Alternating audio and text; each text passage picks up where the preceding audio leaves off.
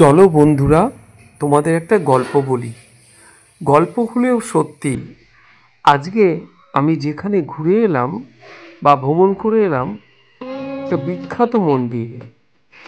শোনা যায় লোকমুখে এই মন্দিরের প্রতিষ্ঠাতা রাজা হরিশ্চন্দ্র রায় ছিলেন পরম ধার্মিক, নিষ্ঠাবান এবং দেবী কালিকার ভক্ত।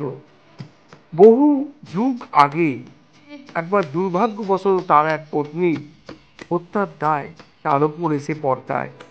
এরপর গভীর মনোকষ্টে তিনি অত্যন্ত মনমরা হয়ে গিয়ে রাজপাট সব ছেড়ে দিয়ে বনে চলে যান। সেখানে গিয়ে ব্যাকুলভাবে দেবীর আরাধনা করেন। সেই বনে থাকা কালীন দেবী কালিকা রাজা হরিশ্চন্দ্রকে রায়কে স্বপ্নে দর্শন দেন।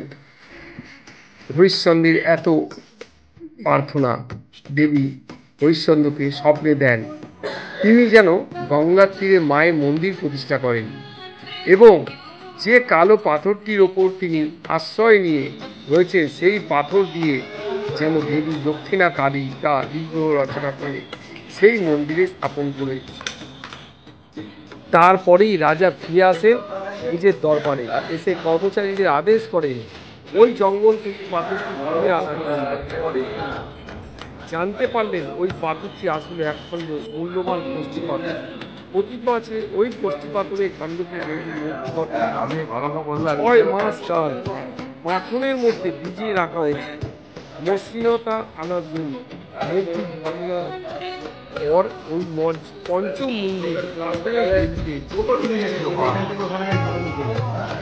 আনুমানিক 1827 খ্রিস্টাব্দে বাংলার 1234 বঙ্গাব্দে জ্যৈষ্ঠ মাসে শুক্লা পঞ্চমী তিথিতে শেওড়াফুলিতে মা নিস্তারিণী মন্দির এবং বিগ্রহ প্রতিষ্ঠা করেছিলেন বর্তমান সেই রাজা শেওড়াফুলি রাজবংশের রাজা হরিশ্চন্দ্র রায়।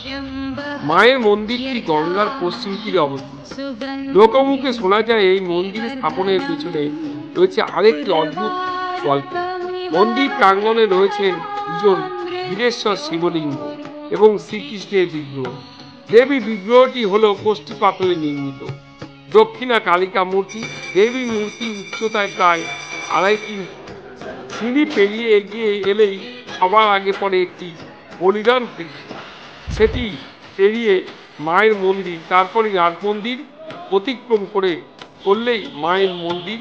শেওড়াফুলি রাজ পরিবার এই মন্দিরের সমস্ত দেবদেবীর পূজা অর্চনায় পরিচালনা করে আসছে। এই মন্দির নিয়ে আরেকটি গল্প আছে। যেই সময় মন্দিরটা প্রতিষ্ঠা হয় ঠিক সেই সময় রানী রাসমণি একবার দক্ষিণেশ্বরে মন্দির প্রতিষ্ঠার জন্য গঙ্গার পাড়ে স্থান অন্বেষণে এই গঙ্গা দিয়েই যাচ্ছিলেন গঙ্গাবতী। রানী রাসমণি গঙ্গার এই পশ্চিম কূল ধরে উপযুক্ত স্থানের সন্ধানে এগিয়েছিলেন। এইরকম অবস্থায় রানী রাসমণি একদিন শেওড়াফুলিতে নিস্তারিণী কালীঘাটের নিকটবর্তী গঙ্গা তীরে এসে উপস্থিত হন। এমন সময় একটি বালিকা এসে রানী রাসমণিকে আহ্বান করে গঙ্গার ঘাট থেকে মা নিস্তারিণী মন্দিরে নিয়ে যান। মা নিস্তারিণী মূর্তির কাছাকাছি এসে উপস্থিত হওয়ার পর রানী রাসমণি দেখলেন যে ওই বালিকাটি দেবী মূর্তির মধ্যে বিলীন হয়ে গেল। এরকম কতভাবে মা নিস্তারিণী জানিয়ে দিয়েছেন যে তিনি সেখানে নিত্য জাগ্রত বিরাজমান। তাই এই দেবীর যে কীর্তি বা দেবীর যে কত দয়া, তার মায়া সারা পশ্চিমবঙ্গ ভারতবর্ষের বিভিন্ন জায়গায় ছড়িয়ে পড়েছে।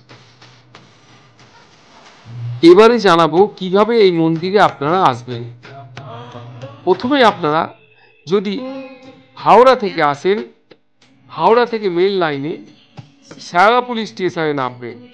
নেমে শেওড়াফুলি স্টেশন থেকে মিনিট 3 গেলেই এই মা নিস্তারিণী মন্দির সহজেই চলে আসতে পারবেন। হেঁটেও আসতে পারেন, অটো বা টোটোও আসতে পারেন। আর যদি আপনারা হরিপাল বা তারকেশ্বর থেকে আসেন বা বর্ধমান থেকে আসেন, শেওড়াফুলি স্টেশনে নেমে মিনিট 3 হাঁটা পথ পেলেই আপনারা এই মন্দিরে আসতে পারবেন। তাহলে আজকের মতো আমি মা নিস্তারিণী কাহিনী শেষ করলাম। আশা করি একটা নতুন গল্প নিয়ে আপনাদের সামনে এলাম। যদি এরকম ভিডিও দেখতে চান, যদি ভালো লাগে, তাহলে আপনাদের ভালোবাসা আমি পেতে চাই। আপনাকে সাবস্ক্রাইব করে দেবেন এবং যারা এখনো আমার চ্যানেলকে লাইক শেয়ার করেননি অবশ্যই লাইক শেয়ার করুন, বেশি করে শেয়ার করে দিন। সবাই ভালো থাকবেন, সুস্থ থাকবেন।